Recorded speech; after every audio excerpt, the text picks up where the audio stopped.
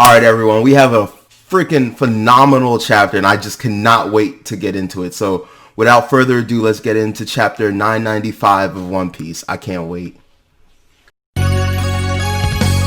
張れそう頑張れ諦めないで口笛吹きさ歩き出そうよ Going now. All right, so it's been a long time since we've had a just regular cover art. We haven't had a cover story, so it's a nice little change of pace. I like the art. Not really much to say on it. Luffy being Luffy, not studying. We're just gonna move on right past that because like there's a lot in this chapter that I really want to touch down on. So first of all, there are many cuts in this chapter. There's about three really vital cuts, and they all have really important information and really important things that like can branch out from them. So first, let's get into it with Marco versus Big Mom, the former First Division commander of the Whitebeard Pirates, versus Yonko Big Mom, the captain of the Big Mom Pirates. On paper, from what we know, this man should not stand a chance. Basically, on power scaling and all that, you would think it would be a wash. However, we know that's not how One Piece works. Yes, the Yonko are at the pinnacle of power in terms of the One Piece world. However, we've seen time and time and again that just because someone can't necessarily like fight or defeat someone doesn't mean they can't hang.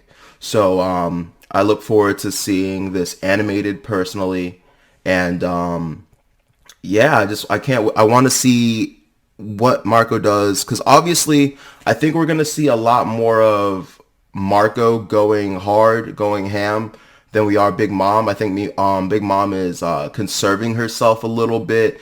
She knows that there's a big fight to come. She doesn't have her crew with her, so it's gonna be like what we're accustomed to seeing with Luffy, where like he has to fight all the fodder before getting to the boss, who's usually quite fresh. We're gonna probably see a little bit of that with Big Mom, except it's not going to be so much fodder. It's going to be having to deal with Marco, and hopefully that gives the Straw Hats and the rest of the Alliance a big advantage, because a Yonko not being in top form or being injured in combat will do drastically shift things in their favor. I've talked about this in several videos before, and I am kind of disappointed how I'm just kind of like, I really haven't been feeling like Big Mom is a Yonko. Like, she's been getting punked a lot. She's been getting clowned a lot. And it's not a good look. It's not a good look. And there's many, I'm not going to say excuses. There's rationales. I believe in Oda. I think Oda's one of the greatest writers ever. And he usually doesn't do anything without a reason. So I think all this stuff with Big Mom is going to culminate to something. What that is, I have no clue. I have enough faith and trust in Oda to see him pull it through. But as it stands, I'm slightly disappointed in Big Mom. She's just getting punked a lot. So we'll see what's happening. But anyway, back to the fight. It's Marco versus Big Mom and Pero Sparrow. And something very interesting is this is like the second or third time that it's been alluded to Marco's fire being special. So I really, really want to know like what that's about and how it compares to like Ace's on fire, the Mera Nomi. Is it magical? Can it like is it have some kind of special abilities to like Amaterasu in like Naruto, like how Amaterasu is the black flame and it never burns out? Like do his mythical blue flames have some kind of sub ability? As we all know, mythical devil fruits and mythical zoans and certain special devil fruits have like a extra little ability sometimes. So I'm very curious to find out what that is. Also, to get a little off topic here, I might have mentioned this earlier, but I'm not positive. But so there's a theory of Blackbeard's stealing fruits, and so there's a theory that he's gonna steal 3 fruits. And there's also a theory that it's going to be the strongest fruit of each devil fruit type. So you know how the flag on his banner is the three heads, so three fruits. Also, we still don't know what's going on with him. He could have multiple personalities. He could have someone living in him. We still don't quite understand why he is able to use the devil fruit. Use multiple devil fruits. Is it because of the black hole ability? Maybe because of the darkness fruit, its ability to consume everything, it allows him to have multiple devil fruits, or maybe it's a personal trait. We don't know yet. It's just one of the many just mysteries of One Piece. So we have no clue in that regard. But I am leaning to. Originally, I thought it was because of the devil fruit. Originally, but now I'm personally thinking it has something to do with him. But like I said, we don't know. We got to find out. We only have our guesses right now. So, anyway, back to the theory. So he got the Yami Yami fruit, which is supposedly the strongest paramecia fruit. Sorry, not paramecia, Logia fruit. It's the strongest Logia fruit. Then he got the Gura Gura Nomi, which is supposedly the strongest paramecia fruit. It's rumored to have the power to destroy the whole world. And so a lot of people are thinking, okay, so you got Logia, he got paramecia, so now it's time for a Zoan, right?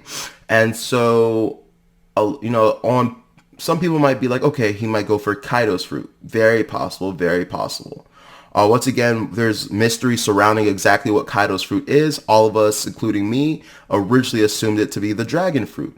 Now, I've said in numerous videos now that that's probably the most likely, and maybe like his epithet of world's strongest creature is just because like he's a Zoan fruit user. But part of me thinks some things are a little suspicious, and maybe he's some kind of creature with like an Oni fruit, and by some kind of creature, obviously a dragon, but like, I don't know, maybe there's something deeper to it. Maybe he's from a draconic race.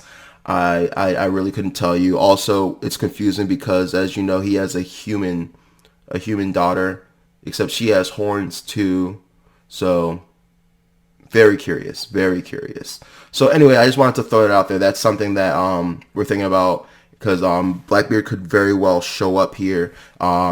It's probably unlikely though. I think we're gonna see him on Elbaf, if not Elbaf, on Raftel.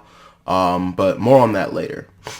So anyway, super stoked. The homies Carrot and Wanda show up. Sulong form. By the way, Sulong, one of the toughest transformations in the series. They all look super dope. They all look super cool. Carrot looks bad as hell, ready to mess shit up. And I'm just super psyched for it. I'm here for it.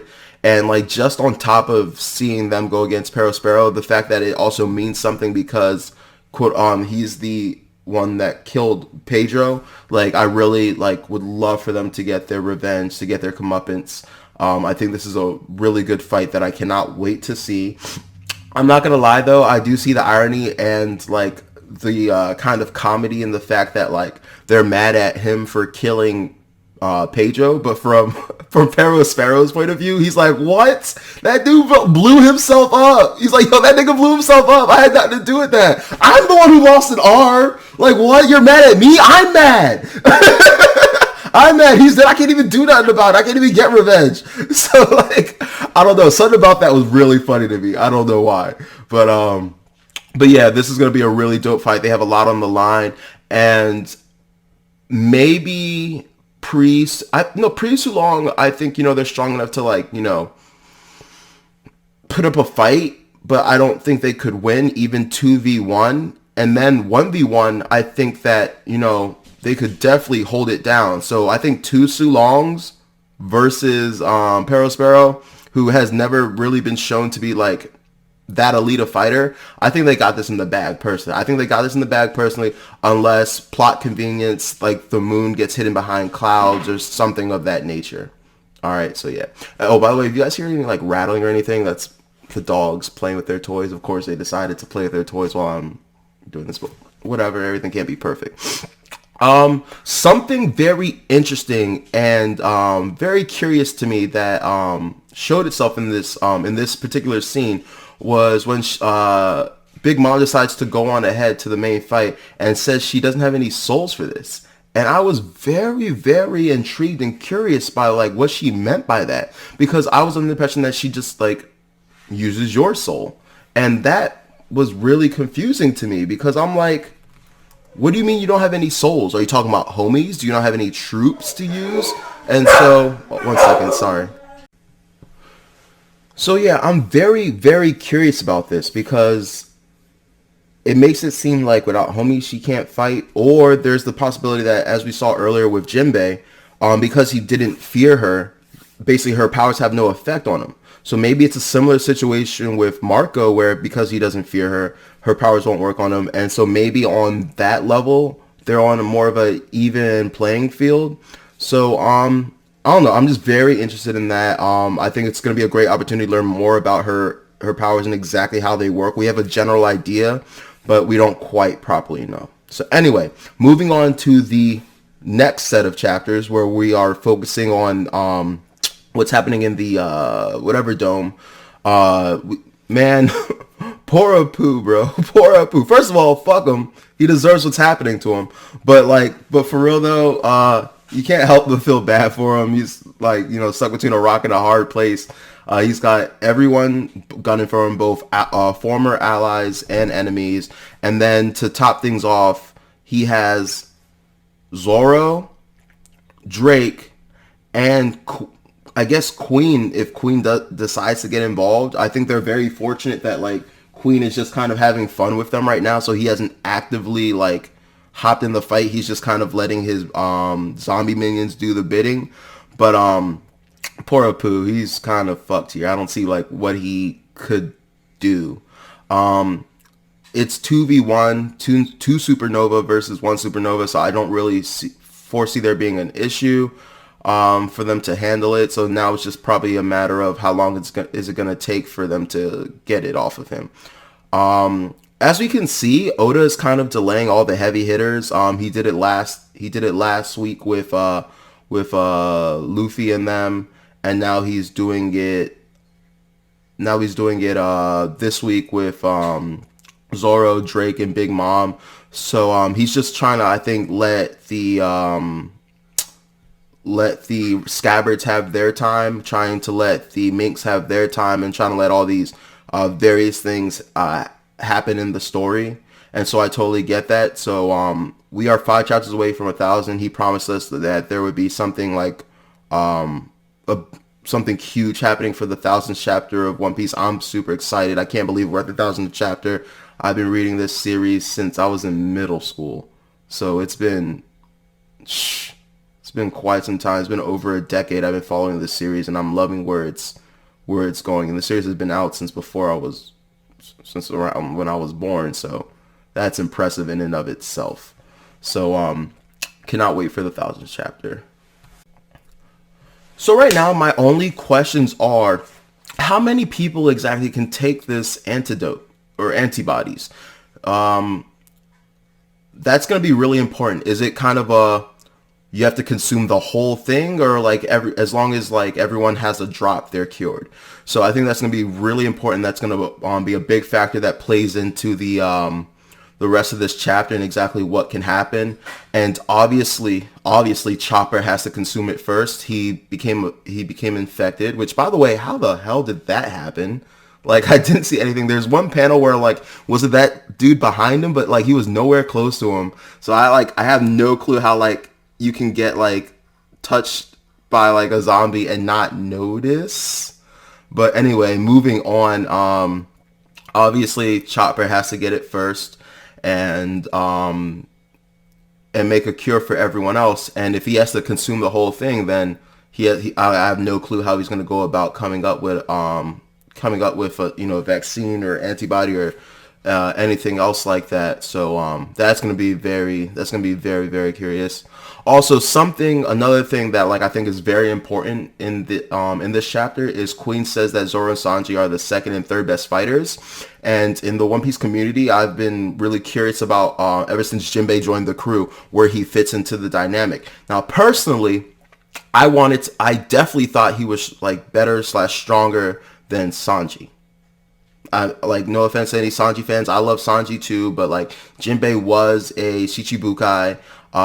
He has lots of experience. He's mastered various forms of hockey. He was willing to like take on Big Mom.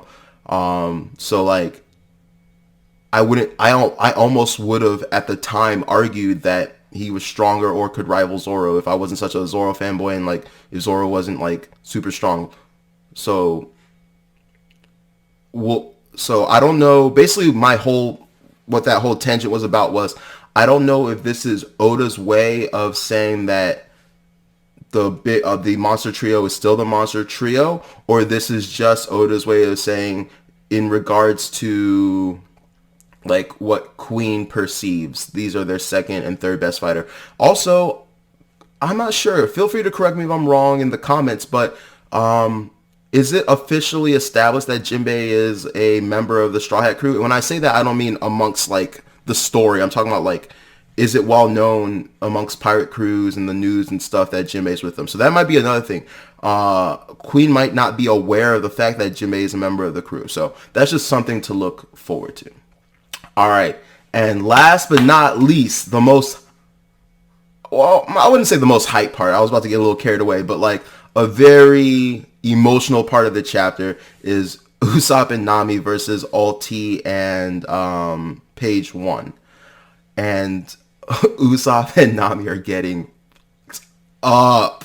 It is actually so sad. So I was super hyped for this fight. I've been super hyped for everyone's fight because, like I said before, not since Alabasta, not since Impel Down. Not Impel Down. What am I? Water 7.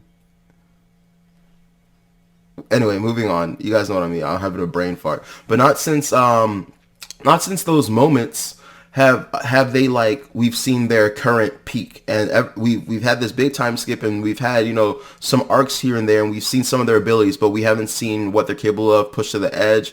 I don't think we've seen any of their ultimate abilities yet. And so this is definitely going to be the arc that we get all those things. And I was really hyped for this, and I was really excited for this fight. And then just to see this chapter and them getting furred is really kind of like, it's kind of sad, but also at the same time, like, we get it. We like, this is Usopp and Nami we're talking about. So like, I'm not like completely like, oh my God. But at the same time, I'm like, damn, is this really like, but trust and believe, like they're going to pull this out. Like this is just how they have to be. I don't want Zeus to randomly show up. I don't want that. I want to see the fruition of like Nami's training and abilities pre-Zeus. And then at some point, whenever she gets Zeus, I want there to be some kind of growing period. And then eventually there's going to be a period where in tangent with her abilities and after mastering her abilities, mastering Zeus, she's on a whole new level. So that's what I would like to see. So I don't want to see any Zeus involvement right now. I just simply don't. You guys might have differing opinions, let me know. But like, that's just currently how I feel about that. Also, can we just talk about how Usopp is the durability god? I have been talking about this to anyone that will listen since the very beginning of this series. But like through every one of his fights, Usopp has tanked hits from like some of the strongest people in the entire series, and this man is still alive to this day, bro. I can't be the only one who, when they did the X-ray frame of his skull cracking, like heard the Mortal Kombat noise. Like, he is really, truly the durability god, and I'm hoping like there's just more to it besides it being a gag. Like, this man is a tank, bro. This man, he's taking hits from Luffy, bro. Like, oh man, he's taking hits from so many people. Like this man, like he's the most human out of all the like Straw Hats. He should really die. But oh man, it's funny. The next part was such an emotional part. where basically Ulti is trying to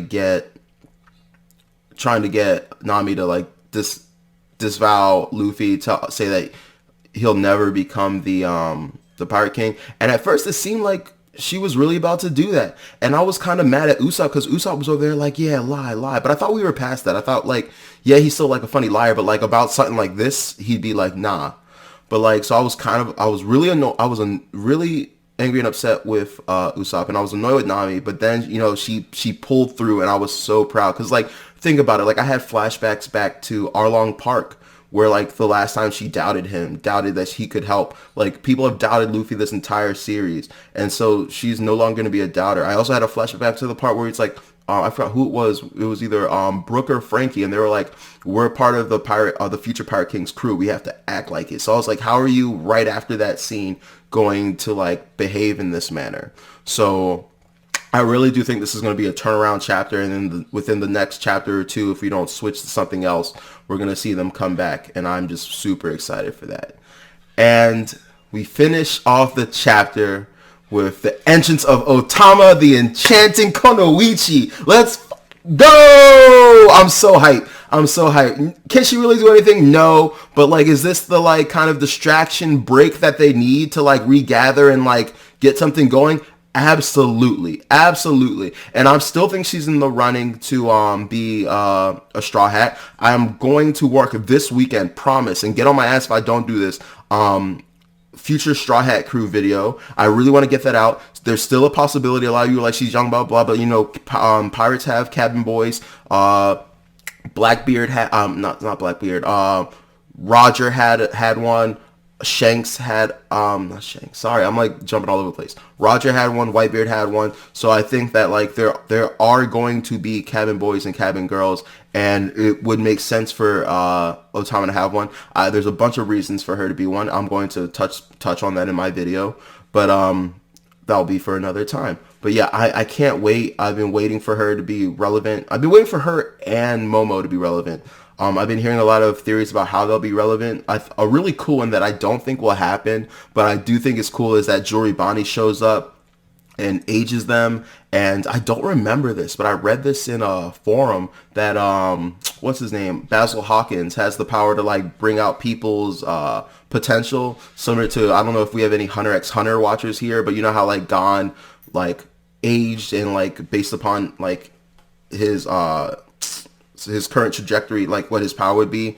So there's a possibility that they age up, and like she has really amazing powers. And also, once again, the fact that her dongos can tame wild beasts and stuff, I really do think will be relevant to this, especially when it's a crew full of Smile Zoan fruit users. Because as we've seen with the one horse, I think her name was Happy or whatever, if one of these people eats it, it works. Now, it doesn't seem to work on pure Zoan fruit users, so there's a theory that it won't work on Kaido, but if there is a chance that he is, by chance, an animal of some sort, then it could very well work. I think it would be too easy, maybe not that route, but I do think that her Dongo fruit will have some important impact later on in this super arc.